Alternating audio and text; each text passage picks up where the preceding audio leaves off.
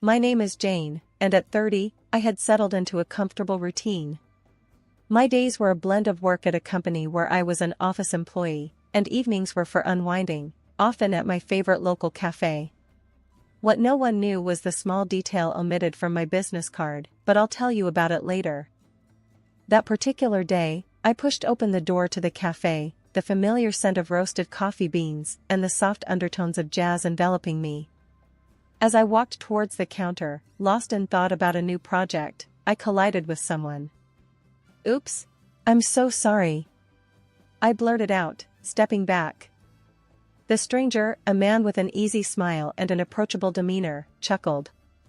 "No harm done. I should have been more careful. I'm Alex." "Jane," I replied, returning his smile. There was an ease in the conversation that followed, a natural flow that felt refreshing. We decided to sit down with our coffees, finding a quiet corner. "So, Jane, do you come here often?" Alex asked, his eyes twinkling with curiosity. "Yeah, it's my escape from the daily grind.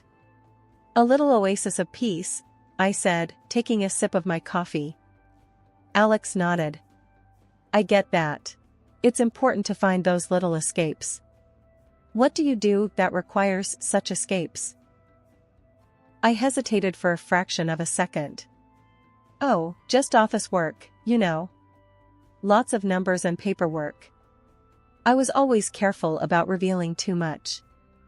He seemed to understand, not prying further. "I can imagine. I work in marketing myself. It's all about creative chaos, but sometimes you just need a break from even that." We talked more about our lives, his passion for marketing, my love for jazz, and our shared appreciation for good coffee. The conversation was effortless, filled with laughter and insights. As the cafe began to clear out, signaling the end of our impromptu meeting, Alex looked at me, a hint of hesitation in his eyes. "Jane, I've really enjoyed talking with you. Would you be interested in meeting up again, maybe for dinner next time?" he asked, an earnest look on his face. I felt a flutter of excitement. "I'd like that, Alex. It's been great chatting with you." We exchanged numbers, and as I walked back to my car, I couldn't help but feel a sense of anticipation. It was just a casual meeting, but something about Alex was different. He had a genuineness that was rare, and I found myself looking forward to seeing him again. The weeks following my fateful meeting with Alex were a whirlwind of dates and deep conversations. We were like two puzzle pieces that fit perfectly. However, one piece of the puzzle remained conspicuously missing: his family. It was a topic Alex artfully dodged each time I brought it up. But that evening, as we strolled through the local park, the autumn leaves crunching under our feet, I decided to delve deeper. "Alex, I've noticed you never talk about your parents. Is everything okay?" I asked gently, looking over at him. He let out a sigh, a sign that the topic was a heavy one. "Yeah, everything's fine. It's just, my parents are a bit difficult." "Difficult how?" I probed, sensing his discomfort. He looked away, focusing on the path ahead. They're snobs, to put it bluntly. They own a small business and have this mindset where they only mingle with people who match their wealth and status." I was taken aback, but curious. "So, they're elitists?" "Exactly," he replied, a tinge of bitterness in his voice. "They judge people based on their income, their job title. It's why I've been hesitant to introduce you to them." I stopped walking, turning to face him. "Alex, are you worried they won't accept me because of my job?" He met my gaze, his eyes filled with a mix of apology and concern. "Jane, you're amazing, and I love that about you. But my parents have this archaic belief that I should be with someone from a certain socioeconomic class. I just don't want them to hurt you with their words." I took his hand in mine, offering a reassuring squeeze. "Alex, I'm not afraid of your parents. I've dealt with all sorts of people in my life. Trust me, I can handle them." He smiled, but it didn't reach his eyes. I just hate the thought of them judging you. You're so much more than what they deem worthy. I laughed lightly. Let them think what they want. I'm confident in who I am. Besides, it's you I care about, not their approval. We resumed our walk, the conversation shifting to lighter topics. But in the back of my mind, I couldn't help but wonder about the eventual meeting with his parents. What would they make of me, an office employee, in their eyes? As the week went on, Alex finally agreed to take me to meet them. I could tell he was nervous, but I assured him it would be fine. It's just dinner, what's the worst that can happen? I joked, trying to lighten the mood. He gave a half smile, clearly not convinced. You haven't met my mother. The day of the meeting arrived. I dressed carefully, choosing an outfit that was professional yet understated. As Alex picked me up, he kept glancing over at me, as if trying to gauge my mood. You look great, he said, attempting a smile. Thanks. I'm ready for this, I replied, though a small knot of anxiety had formed in my stomach. The drive to Alex's parents' house was filled with a tense silence.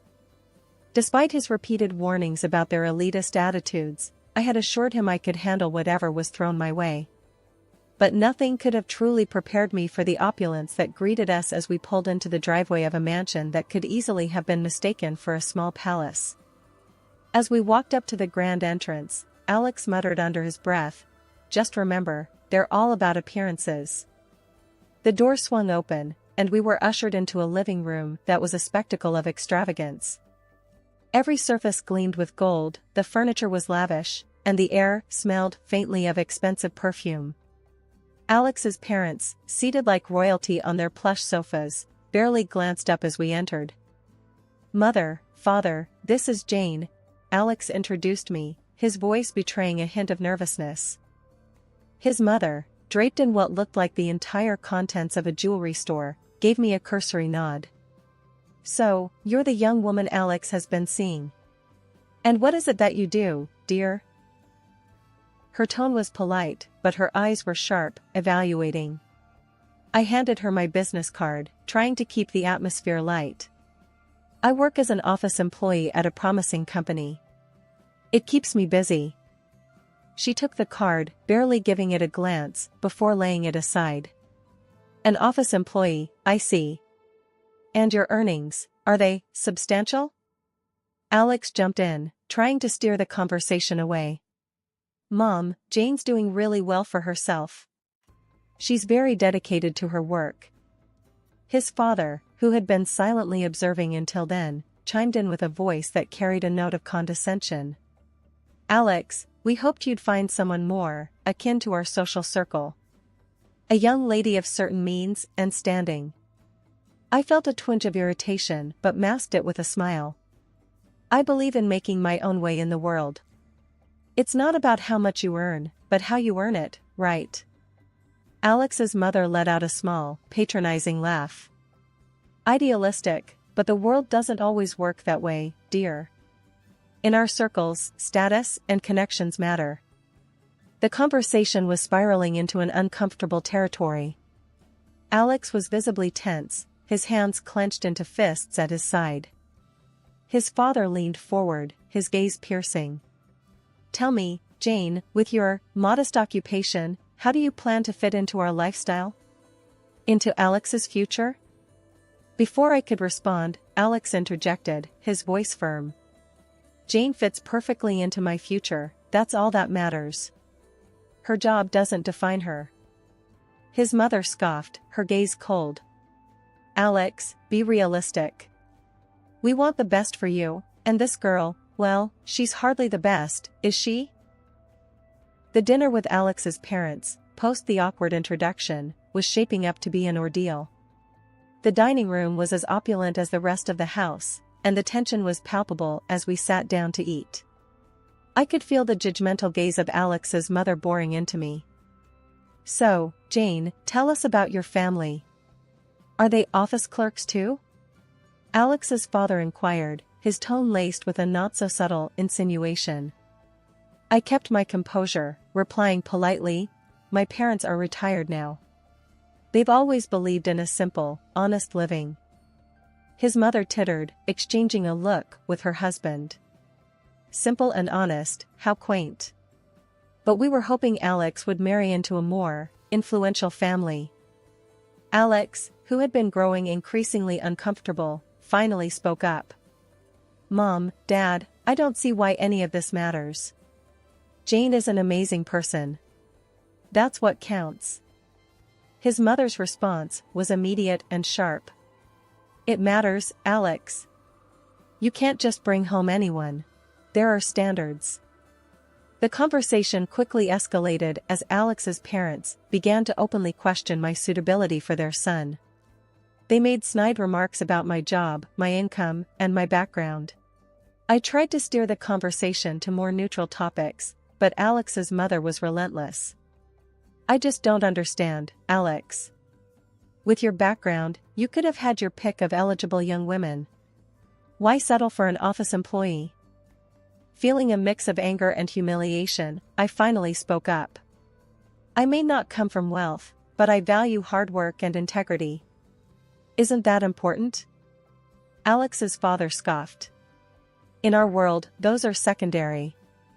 It's about maintaining a certain standard, a legacy. Alex reached for my hand under the table, giving it a reassuring squeeze. Jane doesn't need to come from money or status. She's accomplished in her own right. His mother's next move was entirely unexpected. In a sudden display of anger, she picked up her coffee cup and splashed its contents at me, staining my blouse. This is what we think of your accomplishments. I stood up, shocked and dripping with coffee.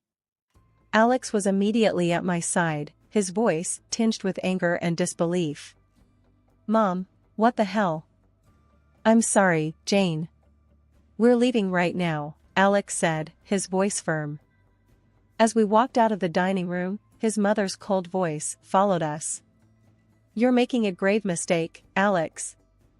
The dry back was quiet, the air filled with unspoken words and simmering anger. Alex kept apologizing, saying he should have never put me in that situation. It's not your fault, Alex, I reassured him, though inside, I felt a storm of emotions. I was angry, yes, but more than that, I was determined. Alex's parents had shown their true colors, and I wasn't going to let their archaic views of status and wealth define me or my relationship with Alex. After the distressing dinner with Alex's parents, I found myself sitting in my living room, still reeling from the events. The coffee stain on my blouse had dried, but the unpleasantness of the evening lingered. I knew there was only one person who could offer me the comfort and advice I needed, my mother. Picking up my phone, I dialed her number. As soon as she answered, I could hear the warmth in her voice, a soothing balm to my frayed nerves. Mom, it's Jane. I had the dinner with Alex's parents tonight, and it was a disaster, I said, my voice shaking slightly. Oh, sweetheart, what happened? Her concern was palpable, even through the phone. I took a deep breath and started recounting the evening in detail, from the moment we entered the opulent house, the condescending looks, the probing questions about my job, and the final humiliating incident with the coffee. As I spoke, my mother listened quietly, occasionally interjecting with a soft to show she was following. When I finished, there was a brief silence on her end. Jane, those people sound absolutely dreadful. I'm so sorry you had to go through that, she finally said, her voice laced with anger and sympathy. It was awful, Mom.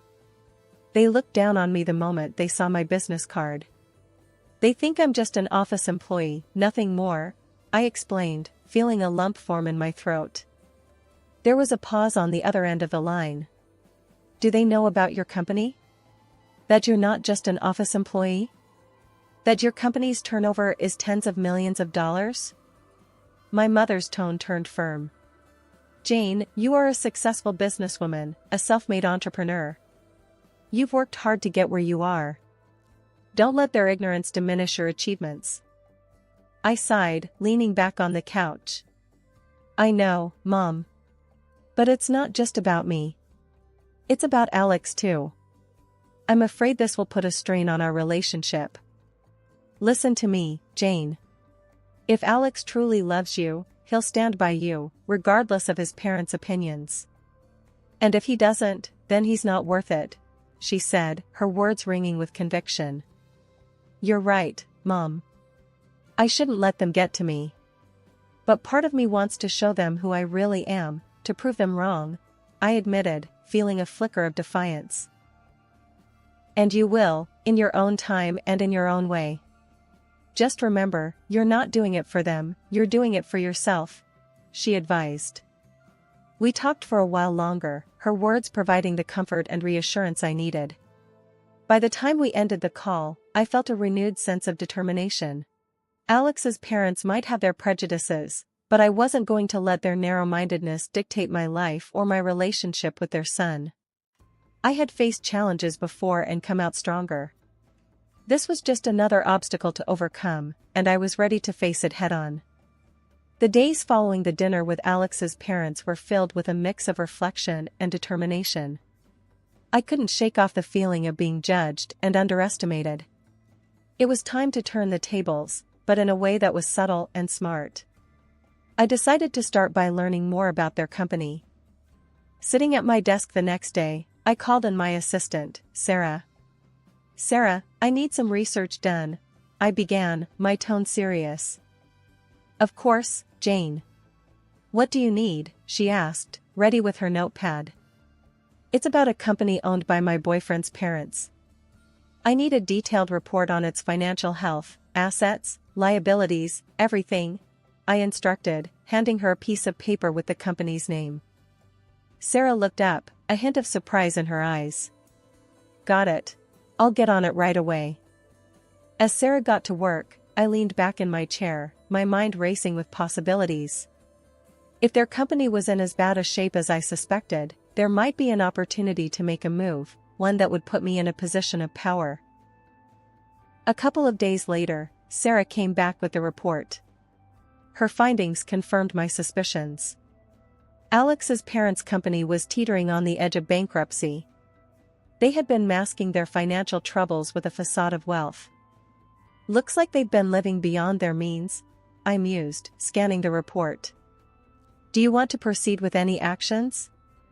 Sarah asked, watching me closely. Yes, start acquiring their debt. I want to gain control of their company, I said, a plan forming in my mind. Over the next few weeks, I worked meticulously, using my resources and connections to discreetly buy up the company's debt. As I gained more control, I could feel the gears of change turning. Finally, the day came when I had acquired enough to call a shareholders' meeting. I would confront Alex's parents on my terms, in a setting where they couldn't dismiss me as just an office employee. As I prepared for the meeting, I thought about what I would say, how I would reveal my identity. I wanted them to understand that underestimating someone based on their job title was a mistake, one that they were about to learn the hard way. Weeks of meticulous planning and maneuvering had led to this moment. As I sat in my office, finalizing the preparations for the upcoming shareholders' meeting, I felt a mix of anticipation and resolve. It was time to reveal the true extent of my influence over Alex's parents' company. The morning of the meeting, I arrived at the company's headquarters, a sleek building that exuded corporate power. Walking through the halls, I could feel the curious glances of the employees. In the boardroom, shareholders and key personnel were gathered, the air thick with tension and expectation. As I entered the room, I spotted Alex's parents among the attendees. Their expressions shifted from surprise to disbelief as they saw me. I took my place at the head of the table, my heart beating steadily. Alex's father was the first to break the silence. What is the meaning of this? Why are you here, Jane? I looked around the room, meeting the eyes of everyone present. Good morning. As some of you may already know, I am now the majority shareholder of this company. Over the past few weeks, I have acquired significant portions of its debt, giving me controlling interest. Murmurs filled the room as the weight of my words settled in. Alex's mother looked at me, her face a mix of anger and disbelief. This is outrageous. You can't just waltz in here and take over. I remained calm, my voice steady. Actually, I can. And I have. The company was on the brink of bankruptcy, and my actions have saved it from collapse. Alex's father stood up, red-faced and furious. You have no right to do this. This is our company, our life's work. I understand this is difficult for you, I said, empathizing despite their previous treatment of me. But this company needed saving, and I was in a position to do so. My intention is to turn this company around, not to dismantle it. The room fell silent, the reality of the situation sinking in. I continued, effective immediately, there will be changes in leadership. We need fresh perspectives and strategies to steer this company back to profitability. Alex's father bristled at my words. And what about me? What is my role in all this? I met his gaze, my decision clear. I'm afraid your role as the director is no longer tenable. We need new leadership to move forward. The shock was evident on his face, a stark contrast to his usual confident demeanor. You can't do this to me. I built this company from the ground up. I respect what you've built, I replied, but it's time for a change. The company needs to evolve, and that starts with new leadership. As the meeting concluded, Alex's parents left the room in a daze, their world turned upside down. I watched them go, feeling a sense of closure. I hadn't sought revenge, but rather justice and a chance to right what was wrong. In the wake of the upheaval at the company, Alex's parents, consumed by their rage and humiliation, attempted to sow discord between Alex and me. They launched into a tirade of accusations and spiteful comments about me, trying to paint me as the villain in their fall from grace. But Alex, knowing the truth of their character and actions, remained unmoved by their efforts. One evening, Alex and I sat down in my living room, the soft glow of the lamp casting a warm light over us. It was time to clear the air and discuss everything that had transpired. Jane, my parents, they've been trying to turn me against you.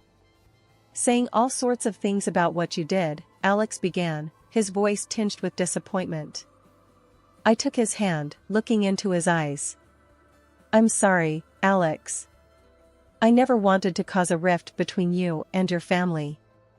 Taking over the company was a tough decision, but I couldn't stand by and watch their arrogance and mistreatment of others. Alex squeezed my hand reassuringly. I don't blame you, Jane. I've seen their true colors. In fact, I've cut off all communication with them. They need to learn to live in the real world, not the one they've fabricated. The air felt lighter as a burden lifted off my shoulders. There's something else I need to apologize for, I added, pausing for a moment. I should have told you earlier that I'm not just an office employee. I'm actually the head of a large company. Alex smiled gently, his eyes full of understanding. I figured there was more to you than you let on. And I get why you kept it a secret. It doesn't change how I feel about you, Jane. His acceptance and understanding were all I needed to hear. We decided to move forward, leaving the past behind. Our wedding was a simple affair, attended only by our closest friends and family. It was a day filled with genuine joy and love, a stark contrast to the pretentious and superficial world Alex's parents inhabited. As for Alex's parents, their fall from grace was swift and complete. Their former friends and social circle, once drawn to their wealth and status, now shunned them. They found themselves on the other side of the judgment and exclusion they had so freely doled out to others. It was a bitter irony that they were now outcasts in the very society they had once ruled. In the quiet moments of our new life together, Alex and I often reflected on the journey that brought us here. We had weathered the storm of prejudice and emerged stronger. Our love was not built on status or material wealth, but on mutual respect, understanding, and a shared vision of the future.